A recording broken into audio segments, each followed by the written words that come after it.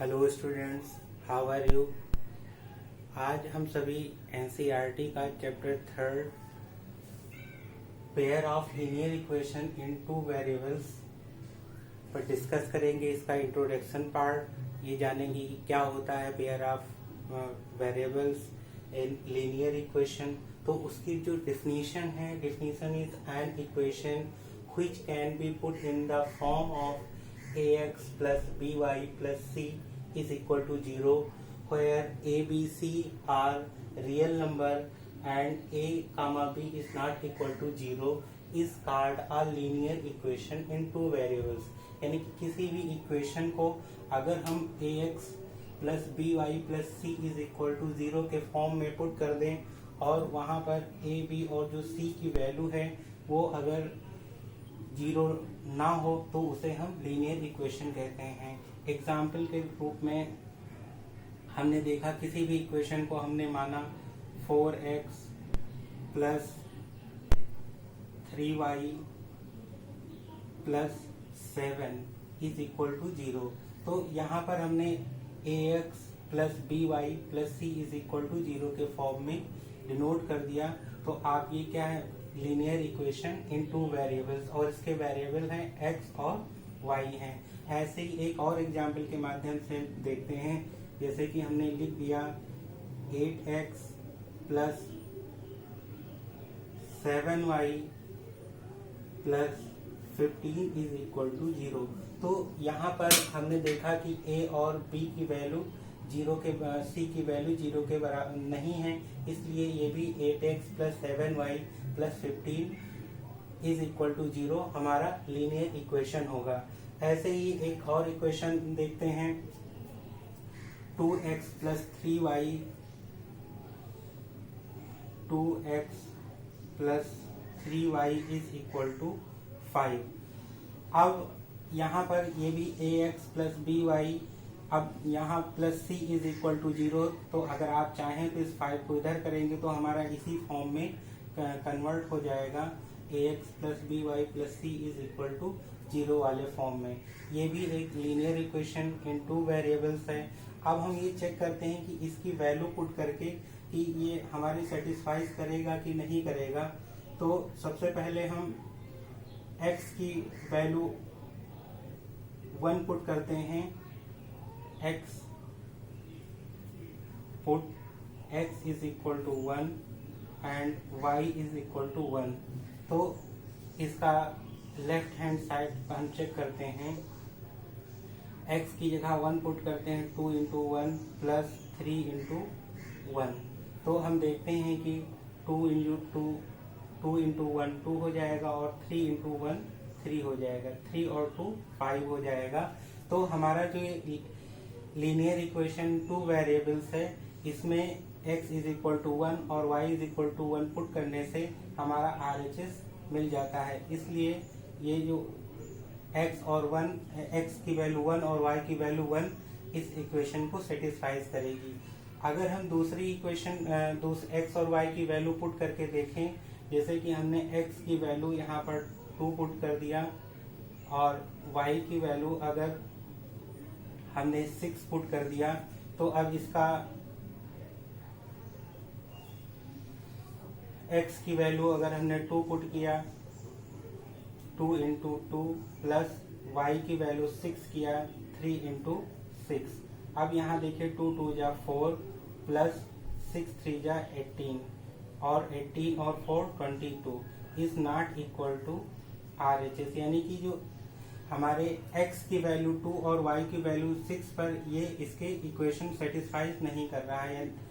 ऐसे ही हम नेक्स्ट देखते हैं इसके क्वेश्चन क्या क्या हैं। तो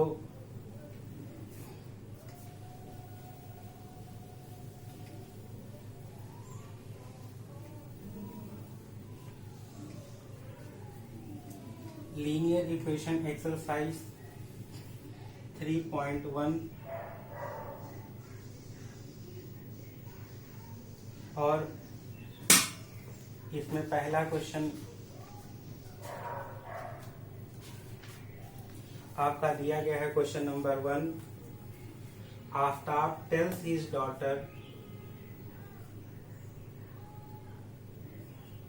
Aftab tells his daughter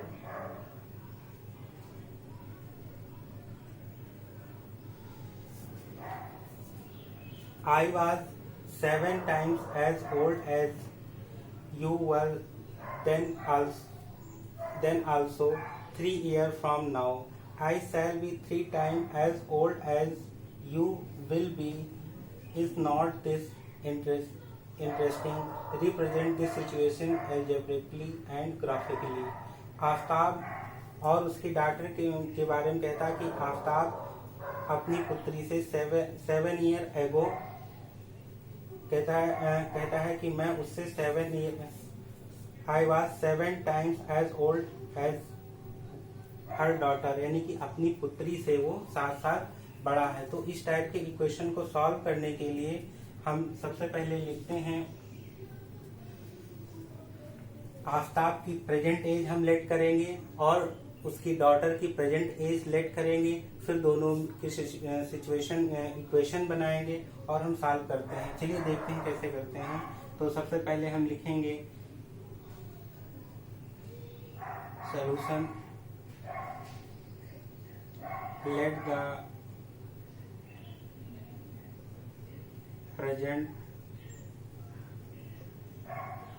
as of Aftab is x and present age of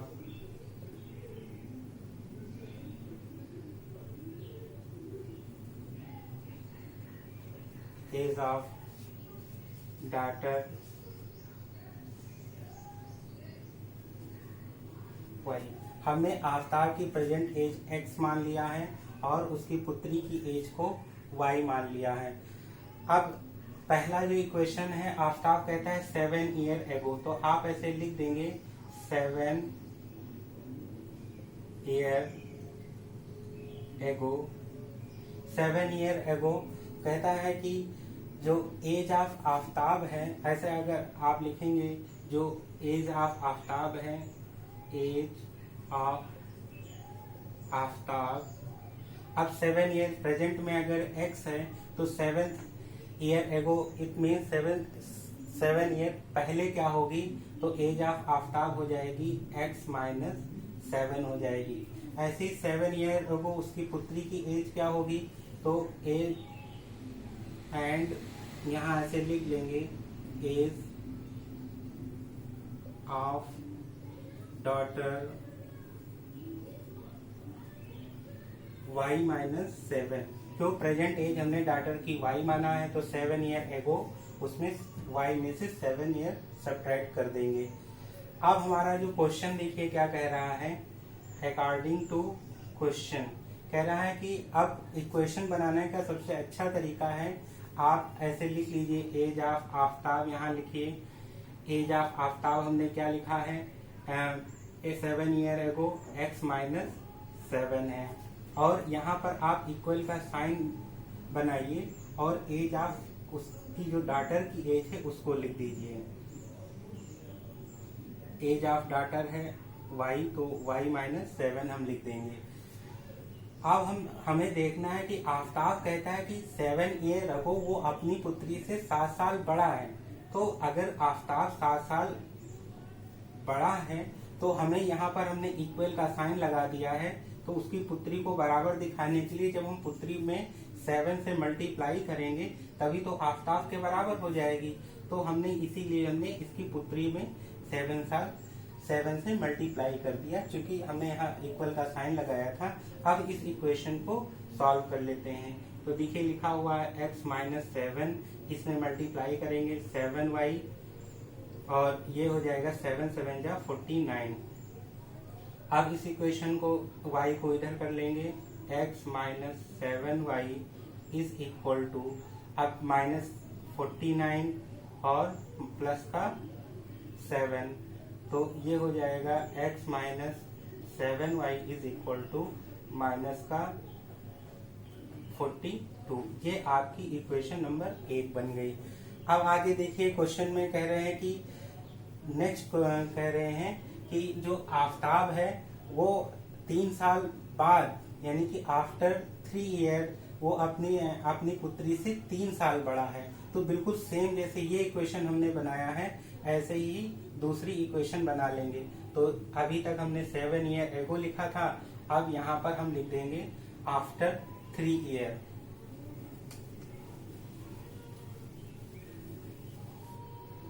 अब लिखेंगे आफ्टर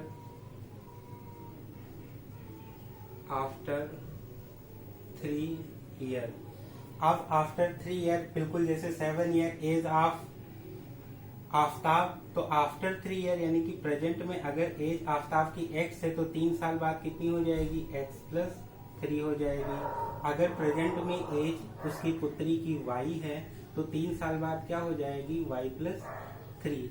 अब वो इक्वेशन में कह रहा है कि आफ्ताब अपनी पुत्री से 3 साल बाद 3 साल वो बड़ा है। तो हम देखो आफ्ताब को ये बड़ा है तो हमको यहाँ हमने इक्वल का साइन लगा दिया। तो इसके बराबर करने के लिए हम क्या करेंगे, इसकी जो डाटर है उसको 3 से मल्टीप्लाई कर देंगे। तो इस इक्वेशन को सॉल्व करेंगे, x+3 is equal to 3y plus 3×3=9।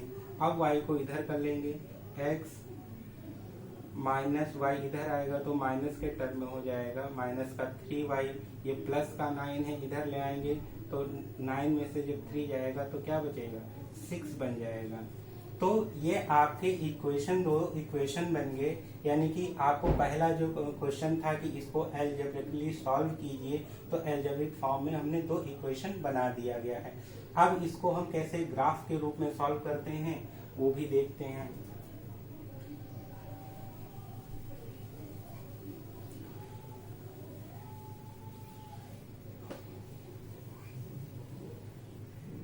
तो पहला इक्वेशन जो आपका बना था जो आफ्ताब का वो था x minus 7y is equal to minus का 42। इसको हमें सॉल्व करने के लिए क्या करते हैं, एक को वैल्यू को इधर ले आते हैं तो x इसको यहीं रहने दीजिए, y 7y को इधर लाएंगे तो ये माइनस का 42 एज इट इज है, और माइनस का 7y जब इधर आएगा तो ये प्लस का 7y हो जाएगा। अब इस इक्वेशन को हम सॉल्व करते हैं।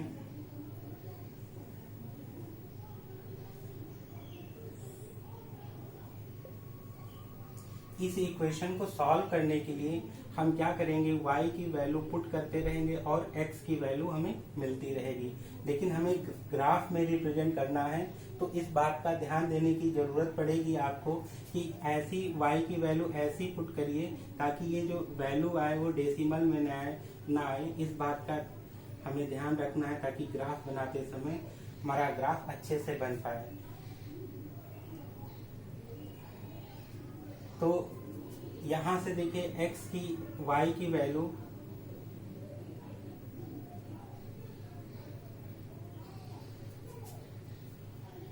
अगर हम y की वैल्यू यहाँ से अगर 7 पुट करें, y की वैल्यू अगर हमने यहाँ से 7 पुट कर दिया तो 7 7 जा 49, यहाँ से 7 × 7 देखिए कैसे सॉल्व करेंगे। अगर हमने y की वैल्यू 7 पुट किया तो x माइनस का 42 प्लस 7 × 7 49। अब जब माइनस का 42 प्लस का 49 जाएगा तो यहाँ क्या बचे जाएगा, 7 बच जाएगा।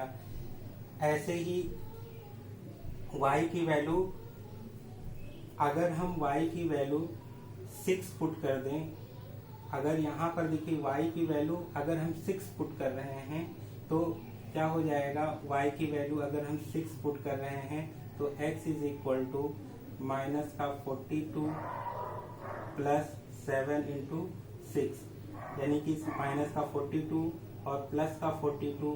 तो यहाँ पर अगर y की वैल्यू 6 पुट किए हैं तो x की वैल्यू 0 आ जा रही है। ऐसे ही अगर हम y की वैल्यू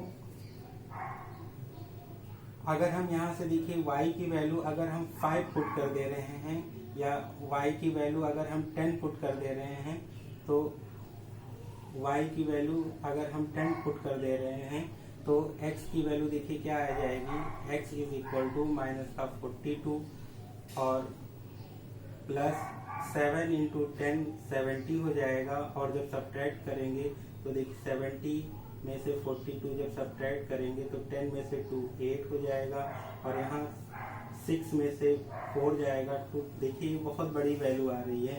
तो इसलिए अगर हम यहाँ पर y की वैल्यू अगर हम 5 पुट कर दें तो देखिए क्या होगा। अगर हम y की वैल्यू अगर हम 5 पुट कर दें तो क्या होगा, एक बार फिर से देखिएगा,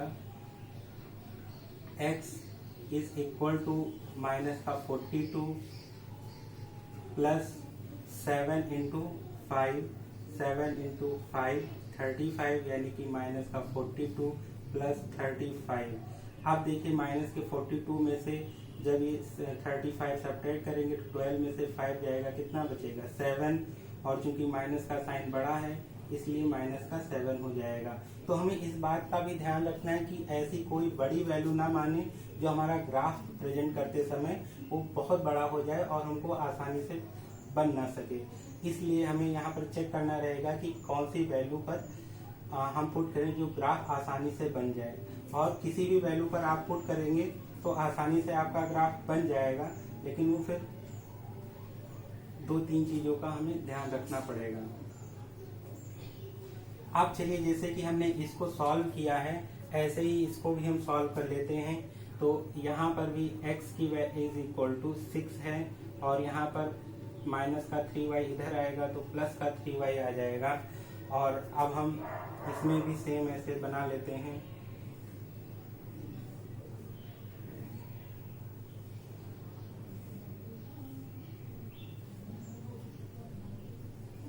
सेम प्रक्रिया इसमें भी अपनाना है। तो सबसे पहले देखिए, अगर हम y की वैल्यू 1 पुट कर दें या हम y की वैल्यू अगर हम 1 पुट कर दें तो क्या हो जाएगा, देखिए x is equal to 6 plus 3 into 1। तो x की वैल्यू हमारी क्या आ जाएगी, 9 आ जाएगी। ऐसे ही अगर हम y की वैल्यू अगर हम माइनस का y की वैल्यू अगर हम 0 पुट कर दें, y की वैल्यू अगर हम 0 पुट कर दें तो x ये y की जगह 0 हो जाएगा तो 3 इंटू 0 0 हो जाएगा। तो x की वैल्यू हमारी क्या आ जाएगी, 6 आ जाएगी। अब एक बार और देखते हैं, अगर हम y की वैल्यू अगर माइनस का 2 पुट कर दें, y की वैल्यू अगर हम माइनस का 2 पुट कर दें तो माइनस का 2 इंटू 3 माइनस का 6 हो जाएगा और माइनस का 6 0 हो जाएगा। तो y की वैल्यू अगर हम माइनस का 2 पुट कर रहे हैं तो x की वैल्यू हमारी 0 आ जाएगी। ऐसी और चाहे आप कर सकते हैं, अगर y की वैल्यू अगर आप 2 पुट कर देंगे तो अगर हमें और थोड़ा बड़ा सा ग्राफ बनाना हो तो y की वैल्यू आप 2 पुट करिए और y की वैल्यू अगर आपने 2 पुट कर दिया तो 3 2 जा 6 और 6 x की वैल्यू 12 आ जाएगी। तो ये ग्राफ आप आसानी से बना सकते हैं, कैसे वैल्यू पुट करके हमने सॉल्व किया है। अब आप चलिए इसको देखते हैं ग्राफ पर रिप्रेजेंटेशन कैसे किया जाता है।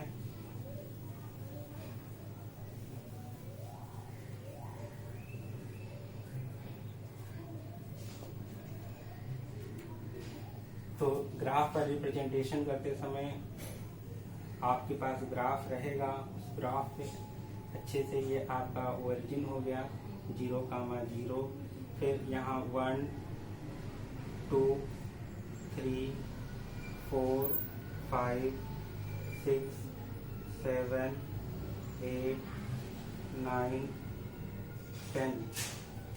ऐसे ही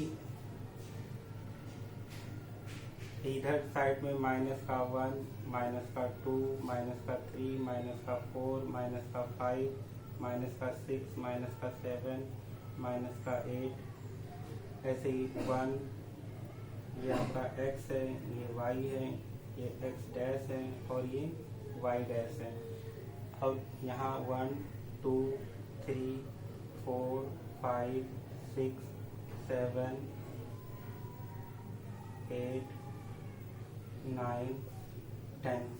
ऐसे ही इधर माइनस का 1, माइनस का 2, माइनस का 3, माइनस का 4, माइनस का 5, माइनस का 6, माइनस का 7, माइनस का 8, माइनस का 9 और माइनस का 10 हो जाएगा। अब हमें सबसे पहले देखो x की वैल्यू 7, तो x पॉजिटिव दिखा रहा है, तो x की वैल्यू 1 2 3 ये 7 और y की वैल्यू भी 7। तो देखिए 7 ये यहाँ से आपको ऐसे चलना है और यहाँ इन दोनों का जो मीटिंग पॉइंट होगा ये यहाँ पर एक पॉइंट रखेंगे और यहाँ पर 7, ऐसे ही रख देंगे आप। फिर देखिए x की वैल्यू 0 और y की वैल्यू 6 है, तो x की वैल्यू 0 यानी कि हमें x कहीं नहीं चलना है और y पर 6 चलना है, तो आपका यही कहीं बनेगा 0, 6 हो जाएगा। ऐसे ही x की वैल्यू माइनस का 7 और y की वैल्यू प्लस का चलना है, तो x की वैल्यू माइनस का 7 तो माइनस का इधर माइनस का 7 और y की वैल्यू आपको 5 टाइम चलना है, तो देखिए y की वैल्यू 5 टाइम, तो इन दोनों को ऐसे मिलाएंगे माइनस का 7 और ये, तो आप लिख देंगे x की वैल्यू माइनस का 7 और y की वैल्यू 5, 7, 5 ऐसे आपको मिलाना है। अब देखिए जो तीनों पॉइंट जो मिल रहे हैं इनको हमको ऐसे ही मिला देना है।